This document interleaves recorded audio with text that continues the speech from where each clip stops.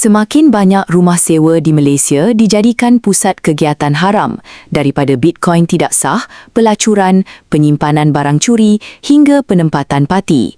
Akibatnya, pemilik rumah berisiko disiasat pihak berkuasa walaupun tidak tahu langsung aktiviti jenayah yang berlaku. Pertubuhan Sewaan Kediaman Kebangsaan NHRA mendesak Kementerian Perumahan dan Kerajaan Tempatan KPKT segera menggubal Akta Sewaan Kediaman bagi melindungi hak pemilik.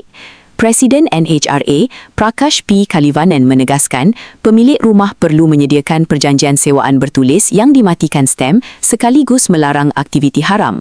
NHRA mahu KPKT bertindak segera demi keselamatan pemilik rumah dan menamatkan rumah sewa jadi sarang jenayah.